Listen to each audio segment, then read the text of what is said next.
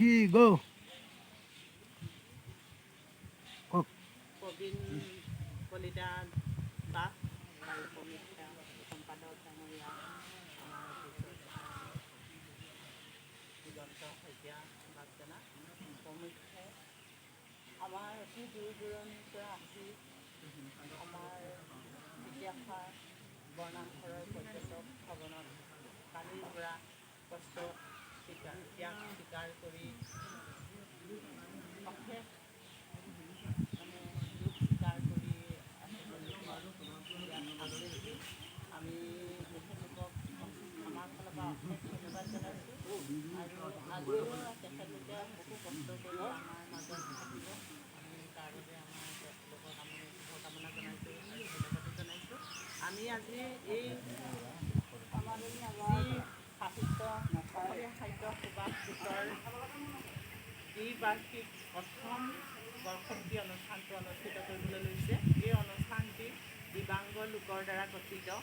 আমাৰ সেইটো এটা আমি সৌভাগ্যৱান। আমাৰ ঢেকীয়াখোৱাতে যে তেখেতলোকক আমি প্ৰথম আদৰণি জনাবলৈ পালোঁ আৰু আমি প্ৰথম কাৰ্যসূচী হিচাপে বৃক্ষৰোপণ কাৰ্যসূচীটো ৰাখিছিলোঁ আৰু এই দায়িত্ব আমি এই বৰনামঘৰৰে পৰিচালনা সমিতিৰ সম্পাদক ডাঙৰীয়াক দিয়া হৈছিলে। গতিকে আমি তেখেতক দুআষাৰ বক্তব্য কৈ আমাৰ কাৰ্যসূচীটো ৰূপায়ণ কৰিবৰ বাবে মই অনুৰোধ জনাওঁ আৰু লগতে মই এভাগ আদৰণি জনাব খুজিছোঁ তেখেতক।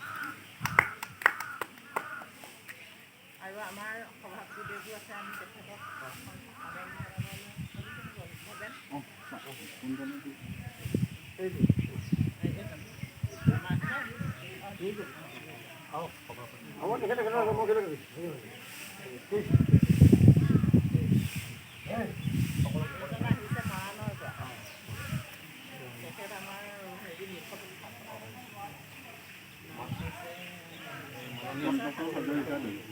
মাননীয়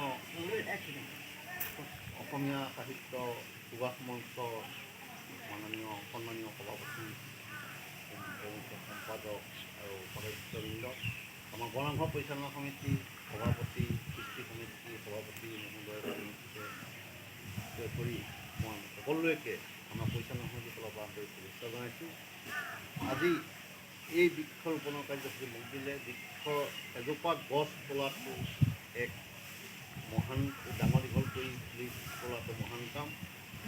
সেই গছ বৃক্ষৰোপণ কৰিয়ে আপোনালোকৰ মঞ্চটো দীৰ্ঘায়ু হওক বুলি মই গছ পুলিটো ৰুবলৈ আগবাঢ়িছোঁ।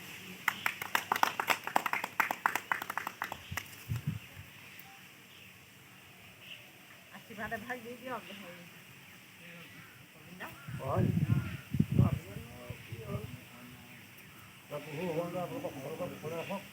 আপোনালোকৰ যি কাৰ্যসূচী বহুৱে সুচাৰুৰূপে পালন কৰক আৰু সকলোৱে আমি সকলো জনৰে উন্নতি কামনা কৰি আৰু সকলো ভালে থাকক। আমি একগোট হৈ থাকি আমাৰ এনেকুৱা কাৰ্যসূচীসমূহ আৰু ভৱিষ্যতো ৰূপায়ণ কৰিবলৈ সকলোকে আহ্বান জনাই আশীৰ্বাদ প্ৰদান